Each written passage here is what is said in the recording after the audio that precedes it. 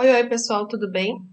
Eu sempre recebo mensagem de mães de meninos com Duchenne e com Becker me falando o seguinte: olha, meu filho, ele começou a tomar um corticoide e ele tem uma fome absurda, ele quer comer o tempo inteiro, ele começou a ganhar muito peso e não está conseguindo perder peso. O que que eu faço?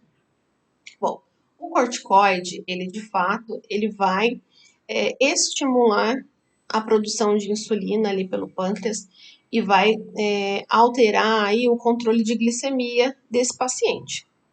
Então, o que acontece muitas vezes é que, de fato, quando começa a tomar o corticoide, o paciente sente muita fome. E aí, como é que a gente faz para que esse paciente não ganhe muito peso ou que aquele que já ganhou ele perca peso? Bom, o ponto principal é que a gente mude a dieta desse paciente. Se ele já tem esse hiperestímulo aí pancreático e já sente mais fome, a gente precisa colocar então nessa alimentação alimentos, componentes que vão auxiliar no controle dessa fome. E quais são esses nutrientes, esses alimentos? Então a gente tem que ter fibra, e essa fibra pode vir da casca dos alimentos, dos vegetais cozidos, dos vegetais crus, de um vegetal verde escuro refogado, das frutas, de preferência com casca. Então, comer uma laranja com bagaço, comer uma maçã com casca, né? Tudo isso vai ajudar aí na inclusão, na adição de fibras. Um outro ponto importante é a adição de proteínas e de gorduras boas em quantidades adequadas, pensando que o excesso de proteínas de origem animal também vai aumentar a quantidade de calorias consumidas ao longo do dia. Para Duchenne e Becker existem fórmulas que a gente calcula a quantidade de calorias, né, que esse paciente precisa durante o dia, então precisa ser calculado. O raciocínio de hipertrofia muscular, que muitas vezes a gente pensa, né, tem uma doença neuromuscular, então ele precisa de mais proteína para manter esse músculo. Não necessariamente, ele vai precisar de um aporte altíssimo de proteínas, então cuidado com o excesso de proteínas também, tá bom? Então, essa dieta ela tem que ser calculada, fracionada ao longo do dia, e em todas as refeições a gente tem que ter fibra, proteínas e boas gorduras, pensando aí em promover saciedade.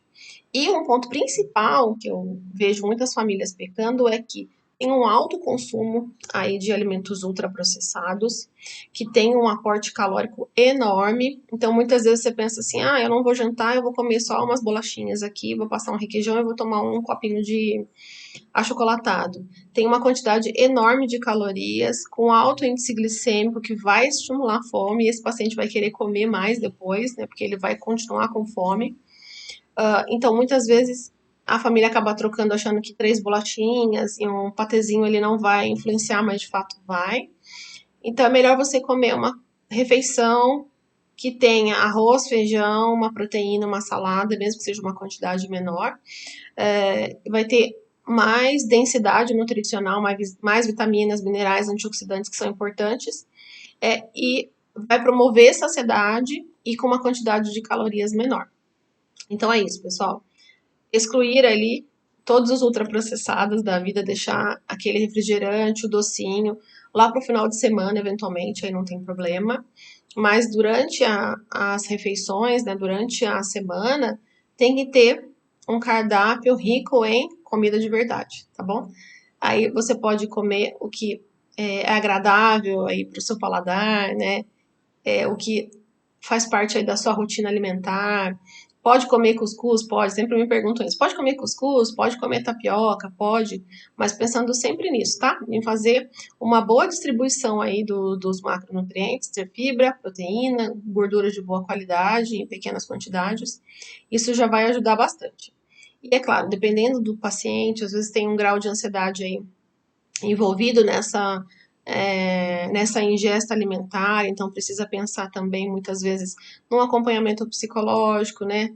Num acompanhamento às vezes psiquiátrico para tomar uma medicação para ajudar nesse controle da ansiedade. Então, tem muita coisa que a gente pode fazer para que esse paciente não ganhe muito peso ou para que ele perca peso.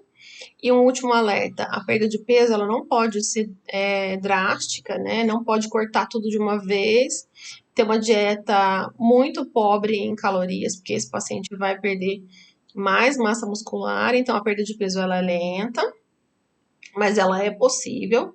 E a gente sabe que o excesso de peso é ruim, mas também o baixo peso é ruim. Então, esse paciente ele precisa, né, perdendo peso aos pouquinhos, para ele se manter saudável, que a gente mantenha o máximo possível aí, preserve o máximo possível essa massa muscular, tá bom, pessoal?